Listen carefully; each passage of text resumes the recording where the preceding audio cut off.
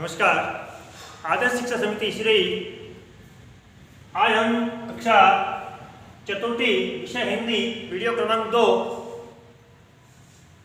हिंदी चतुर्थी की पुस्तक में प्रथम पाठ जो है वह सुखधाम। इस सुखधाम पाठ को हम पढ़ेंगे।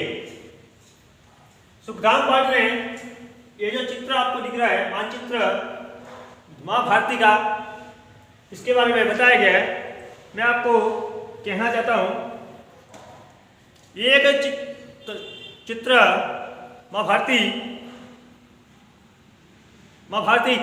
है जो शेर पर विराजमान है और धर्म ध्वज लिए हुए है। अखंड भारत के इस मानचित्र में माँ भारती विराजमान है। तो इसके बारे में, इस माँ भारती के बारे में बताया गया है। माँ भारती को एक पूरा घर बताया गया, एक आवास पूरा। जिस प्रकार का हमारा घर होता है वैसे ही यहाँ पर पूरे देश का एक घर बताया गया। इसके बारे में हम पढ़ेंगे। पढ़ने से पूर्व कुछ बातें मैं बताना चाहता हूँ कि इस देश में यह जो मानचित्र आपको दिख रहा है, यह मानचित्र आपने देखा होगा, यह भारतवर्ष का मानचित्र है और इसके बीच में एक चित्र आपको दिख रहा होगा जो तिरंगा है। तो जो माँ भारती का भी मैंने आपको हाथ में बताया वह धर्म ध्वजा, यानी जितने भी हमारे हिंदू देवी देवता है, जितने भी राजा महाराजा हुए, वह उस धर्म ध्वजा के तले अपना कार्य करते रहे। ये जो तिरंगा है यह भी राष्ट्रीय ध्वज है हमारा, 3 रंगों से बना हुआ है और यह तिरंगा राष्ट्रीय प्रतीक के रूप में भी है। इसका अपमान करना भी गलत है। अब यहां आते हैं तो इस प्रथम पाठ में अनेक धर्मों के बारे में बताया गया। तो यहां पर मैं बताना चाहूंगा कि 4 यहां पर मैंने प्रतीक चिन्ह बनाए हैं। जैसे ये ओम है, ओम जो है यह आपने देखा होगा कि हिंदू धर्म के लोगों के घर में अपने आप जाते हैं तो ओम चित्र से हम पहचान सकते हैं कि यह हिंदू भाई का घर है। ओम हिंदू से संबंध रखता है, अर्थात हिंदू धर्म के लोग ओम को मानते हैं। ऐसे ही मुसलमान लोग, जो मुस्लिम लोग हैं, इस्लाम धर्म के लोग हैं, वह इस चांद से अपना संबंध रखते हैं। यह जो प्रतीक चिन्ह है यह ईसा और ईसाई मसीह, ईसा भगवान का है इनके, और ईसाई लोग जो ईसा मसीह के जो धर्मावली यानी ईसाई लोग मानते हैं, और यह जो है सिख धर्म के लोग मानने वाले हैं। तो इस प्रकार के ये प्रतीक चिन्ह से हमें पता चलता है कि इस देश में सभी धर्मों के लोग रहते हैं। इस पाठ को कवि ने कविता के रूप में दर्शाया गया है। इस पाठ को समझने से पूर्व कुछ शब्दार्थ जो कठिन शब्द होते हैं उनको हम समझने के लिए, इसके अर्थ समझने के लिए जरूरी है। क्योंकि पढ़ने से पूर्व जैसे निशी, रात, बेर, दुश्मनी, सन्हे का मतलब होता है प्रेम भाव, श्रेष्ठतम, सबसे अच्छा, सुखधाम, सुख का स्थान, उपवन, बगीचा, उपवन का मतलब बगीचा, सदैव, प्रतिदिन या हमेशा, सुहाना, सुंदर लगने वाला, सरिता, नदी, ललाम, सुंदर। ये इस पाठ के कठिन शब्दार्थ है जो आपको कॉपी में सीधे करने हैं और इस पाठ को समझने में भी हमें सहायता मदद मिलेगी। ये पाठ कविता के रूप में दर्शाया गया है, इसको पढ़ते हैं हम जरा। भारत माँ का सदन सुहाना, जो ये भारत है, भारत माँ का सदन सुहाना, स्नेह प्रेम सम्मान यहाँ, स्नेह प्रेम सम्मान यहाँ, दुख सुख में है गुंजा करते, दुख और सुख हो किसी भी स्थिति में यहाँ पर गौरव है। दुख सुख में है गुंजा करते, निस दिन गौरव गान यहाँ। भारत माँ का सदन सुहाना, स्नेह प्रेम सम्मान यहाँ, दुख सुख में है गुंजा करते निस दिन गौरव गान यहाँ। नहीं भेद है जाति धर्म का, मानवता का मूल यहाँ, इसका आंगन सुंदर उपवन, भांति भांति के लोग यहाँ। राम रहीम और ईसा से मिला श्रेष्ठतम ज्ञान यहाँ, मंदिर मस्जिद और गिरजा में सुलभ एक साथ ध्यान यहाँ। सदा मित्र बन हाथ बढ़ाते नहीं बेर का नाम यहाँ, अपने हिस्से पहले करते हम पर हित के काम यहाँ। भारत अपना स्वर्ग मनोहर, कण कण भरा ललाम यहाँ, बहे नहे की निर्मल सरिता, सबका है सुख धाम यहाँ। ये पाठ है जो कविता के रूप में दर्शाया है कवि ने। भारत में इसका शाब्दिक अर्थ समझते हैं, भारत माँ का सदन सुहाना, स्नेह प्रेम सम्मान। ये माँ भारती के, भारत माता माँ भारती के यहाँ जो पूरा हमें बताया कि पूरा घर बताया गया, आवास बताया गया, ग्रह निकेतन, इस पूरे भारतवर्ष के क्षेत्रफल को एक घर के रूप में दर्शाया गया है। उपमा दी है कवि ने कि इस पूरे भारतवर्ष के जो आवास में जो सदन यानी आवास ग्रह निकेतन, ये बहुत सुंदर लगने वाला है, सुहाना है, सुंदर लगने वाला है। स्नेह प्रेम और सम्मान यहाँ के लोग करते हैं। क्यों? क्योंकि सदन सुहाना क्या है? क्योंकि यहाँ स्नेह है, प्रेम है, सम्मान है, दुख सुख में है गुंजा करते, चाहे स्थिति अब कोई भी हो, दुख है या सुख है। यहाँ निश्चित गौरव गान, ऋषि का हमने समझा था, रात दिन माँ भारती के गुणगान करते रहते हैं।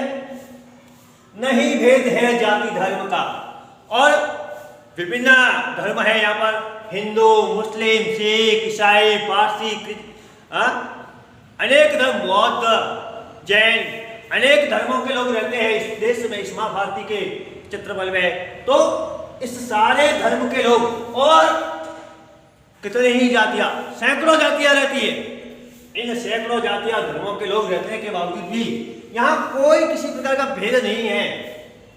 इसका आंगन सुंदर उपवन, और इस पूरे भारतवर्ष का क्षेत्रफल है इसका आंगन, हमारे घर के बाहर का जो जगह होती है ना खुले, उसको आंगन कहते हैं।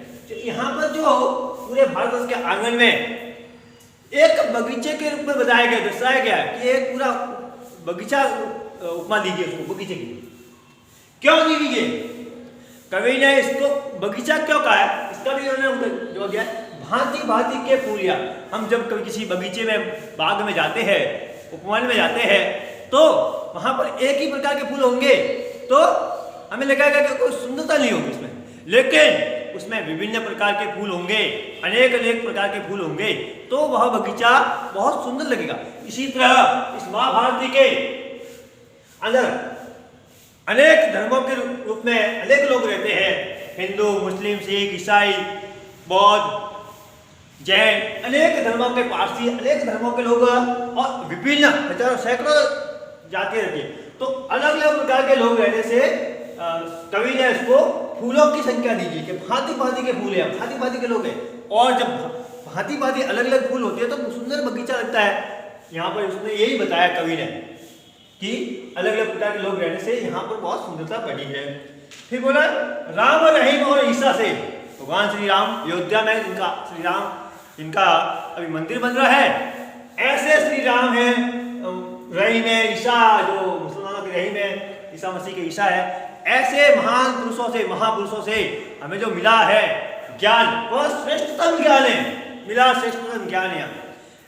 उस श्रेष्ठ ज्ञान से हमें जो मिला है यहाँ, उसी से अभी तक हम चल रहे हैं, यानी उसी के आधार को मानते हुए उसी के अनुरूप चल रहे हैं। मंदिर, मस्जिद और गिरजा में, हम हिंदू लोग मंदिर में जाते हैं, मुसलमान लोग मस्जिद में जाते हैं, इसी तरह अनेक अनेक धर्म के लोग अनेक अलग अलग जगह जाते हैं पूजा करने को। लेकिन वो ये कवि क्या कह रहा है कि मंदिर, मस्जिद और गिरजा में सब लोग एक साथ ध्यान है। अनेक धर्मों के लोग अलग अलग स्थान पे जाते हैं, लेकिन वो कह रहा है, कवि क्या कह रहा है कि अलग अलग स्थान जाने के बावजूद भी पूजा पद्धतियाँ उनकी अलग हो सकती है। जैसे हिंदू लोग मंदिर में जाते हैं तो पूजा अपने दिया धूप जो भी है वो करते हैं, तो अलग अलग पूजा पद्धतियाँ हो सकती है, लेकिन उन्हें भगवान का ही ध्यान करना है, यानी भगवान का ध्यान। और वो कह रहा है, कवि क्या कह रहा है कि सहज सुलभ, यानी ध्यान प्रभु का ही है, ईश्वर का ही है, और सबको सहज रूप से स्वतंत्र है। वो अलग अलग पूजा पद्धति कर सकते हैं और अपना अलग अलग धर्म के रूप में अपना अलग अलग धर्म मान सकते हैं। तो स्वतंत्र आजादी है पूरी उनको कि किस प्रकार उनको किस भगवान को कैसे मानना है। सदा मित्र बन हाथ बढ़ाते, और यहाँ के लोग सदा मित्र बन के हाथ बढ़ाते हैं, नहीं बैर का नाम, दुश्मनी किसी भी प्रकार की नहीं रखते हैं, अपना बैर नहीं रखते। बैर का मतलब दुश्मनी अपने हित से पहले करते, और अपने खुद के हित से। हम भारतवासी कैसे लोग हैं, अपने खुद के हित से पहले हम दूसरे के हित की बात करते हैं कि दूसरा क्या कर रहा है, दूसरे की समस्या है, दुख है, तो उसका पहले हल निकालते हैं। हम पर हित के काम है। यहाँ भारत अपना स्वर्ग मनोहर, और इस भारतवर्ष को पूरे दुनिया के इस अंदर, पूरे विश्व के अंदर श्रेष्ठ माना गया है, स्वर्ग माना गया है, और स्वर्ग है ही। कण कण भरा, क्यों माना है कि कण कण भरा ललाम है यहाँ, क्योंकि यहाँ कण कण में सुंदरता भरी हुई है। पूरे भारतवर्ष के कण कण में सुंदरता भरी हुई है। बहे नहीं की निर्मल सरिता, और एक निर्मल धारा, स्वच्छ धारा के रूप में नदी के जो पानी चलता है, ऐसे चरस रूपी, प्रेम रूपी, एक दूसरे से सहयोग की भावना करते हुए स्वच्छ धारा बहती रहती है। हम एक दूसरे का प्रेम रूपी सहयोग करते हैं। सबका है सुख धाम, और ऐसा ही है सबका सुख धाम माँ भारती है। अब आते हैं इसके प्रश्नोत्तर में। तो आप जब देखेंगे शब्दार्थ, तो आपको हिंदी कक्षा कार्य में करने ही है। इसके प्रश्न उत्तर देखेंगे तो कुछ तो मैं आपको गृह कार्य में देने वाला हूँ, जो पीडीएफ में आपको मिल जाएंगे, लेकिन यहाँ पर लिखे शब्द जो प्रश्न आया है, इसको आपको कक्षा कार्य में ही करना है। और इसको देखिए, ये जो आपके पुस्तक में चौथा प्रश्न आया है, कोष्टक में दिए गए शब्दों की सहायता से रिक्त स्थान की पूर्ति करें। और इसमें 4 दिए है। भारत माँ का, तो पहले मैंने उत्तर दिया सदन, फिर लिखा है भारत माँ का सदन सुहाना, स्नेह प्रेम सम्मान यहाँ, दुख सुख में है गुंजा करते, मैंने उत्तर लिख दिया है। और निशिदिन गौरव गान यहाँ, ये आपके पास है। बाकी का जो प्रश्न है वो मैं आपको पीडीएफ में भेज दूंगा, और इसको आप गृह कार्य की कॉपी में क्रमांक 2 लगा के करना है। वीडियो क्रमांक भी 2 है आपका। पूर्व में आपको एक वीडियो भेज चुका हूँ। इसमें अनेक प्रकार प्रश्न है। हम दुख सुख में किसका गान करते हैं, हम दुख सुख में भारत माँ का गुणगान करते हैं। भारत के आंगन में कैसे फूल खिले हैं, माँ भारती के आंगन में तो विभिन्न जाति और धर्म रूपी फूल खिले हैं। और श्रेष्ठतम ज्ञान किस किस से मिला, तो राम रहीम और ईसा से मिला है। सुलभ एक साथ ध्यान का क्या आशय है, तो वही मंदिर मस्जिद और अलग अलग हम गिरजाघर में जाते हैं, वहाँ पूजा पद्धतियाँ अलग अलग हो सकती है, लेकिन भिन्न भिन्न प्रकार की हो सकती है, लेकिन हम ईश्वर का ही ध्यान सहज और सुलभ है। फिर सुख का धाम किसे क्या कहा गया है, तो माँ भारती को, भारतवर्ष को कहा गया है। फिर अगला प्रश्न था कि भारत माँ के आंगन को सुंदर उपवन क्यों कहा गया, तो इसका भी उत्तर मैंने बता दिया है कि विभिन्न जाति और धर्मरूपी फूल खिले हुए हैं और सुंदर उपवन कहा गया है। तो ये तो प्रश्न मैं आपको पीडीएफ में भेज दूंगा।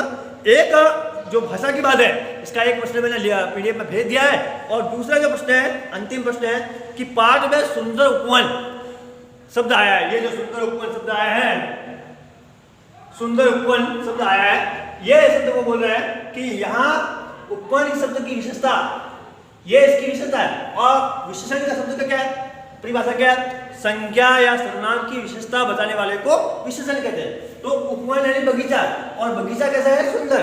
तो इस पाठ के अंदर जो प्रश्न है वह कह रहा है कि ऐसे 5 शब्द और बताइए।